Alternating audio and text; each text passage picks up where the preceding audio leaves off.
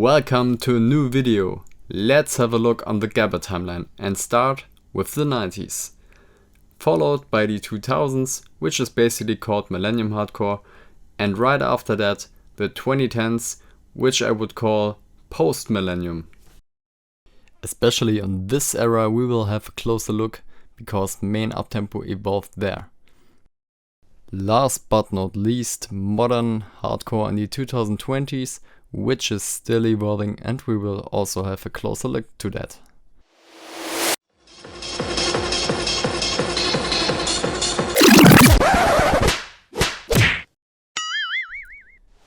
Every subgenre got a certain BPM range where the track is produced and played with. Depending on the era and the label, even the artist, these can change a bit over time. We will have a closer look later.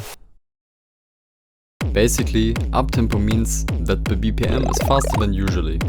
But an uptempo hardcore track is not only faster, also the kicks are way more distorted, which sounds more aggressive.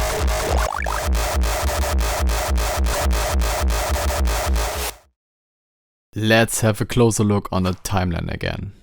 Even when there are early Gabba tracks on high BPM, it's not called uptempo, because the character of the kick is completely different to a usual uptempo kick, even for a Millennium uptempo kick.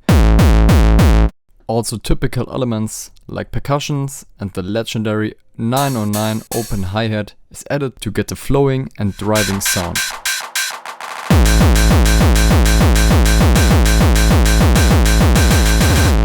A faster Millennium hardcore kick would just sound like this. It's way more distorted than an old school Gabba kick. The usual BPM range for Millennium hardcore back in the 2000s was around 160 BPM, so 180 BPM was pretty fast for it. Back in the days, it was not called Uptempo Hardcore, it was just faster hardcore, which was usually played as a closing of a set, or simply the artist decided to play some faster hardcore, producing tracks on high BPM, for example Bartok, Partyraiser, Unexist, and many more.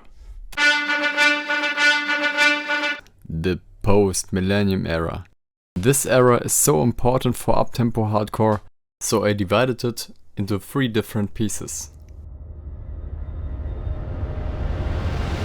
The early 2010s of the Post-Millennium Era is a transition between the Millennium hardcore of the late 2000s and the time right before uptempo became an independent subgenre of hardcore.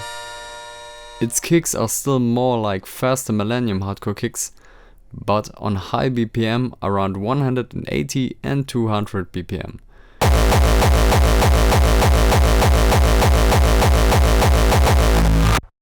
Screeches were used very often and became a stylistic element of the uptempo sound.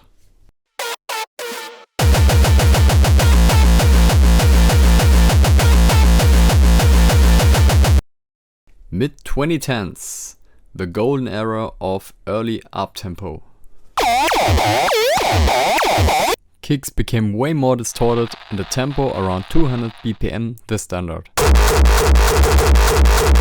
Also, the backstep became a signature move within the uptempo hardcore hacken, known for its aggressive and intense appearance. If you would like to learn that, check out my tutorial. Artists like Destructive Tendencies, Noize, NSD,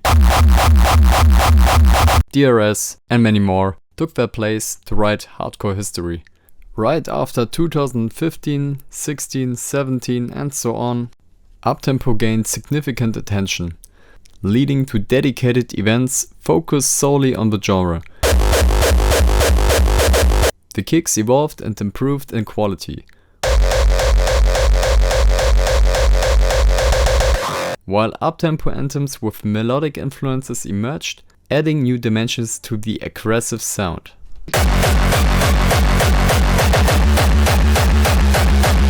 At the end of this decade, new kicks influenced the scene.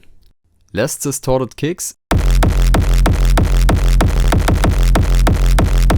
and psytrance triplets were used to create a contrast between heavy distorted and a smoother, cleaner sound. This development is the end of the post-millennium era and the beginning of a modern hardcore. Let's take a closer look at that. Modern uptempo became immensely popular, causing the mainstream hardcore genre to shrink in comparison. To stay competitive, the BPM of main hardcore also increased. New production techniques altered the character of uptempo kicks and transformed the genre itself. Also, the BPM rised again a bit. The kicks became wider and other elements, such as percussion, were minimized or completely removed. Fade away, fade away. The tracks became shorter and featured a minimum of 2 or 3 kicks, often even more. In addition, new types of kicks emerged within the uptempo hardcore genre. One such controversial kick is the peep kick, known for its distinctive high-pitched sound. Another noteworthy kick is the saw kick, or sarg kick, which possesses the characteristic tail-like sound of a kick drum. Each era of uptempo hardcore has its own unique characteristic and appeal.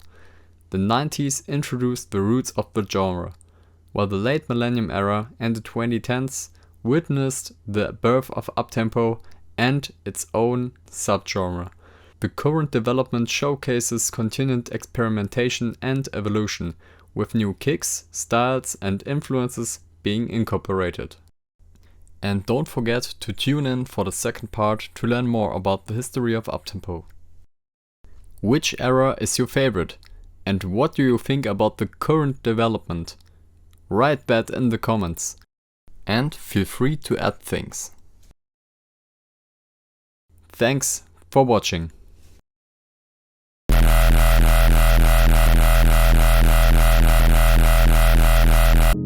Fade away, fade away, fade away.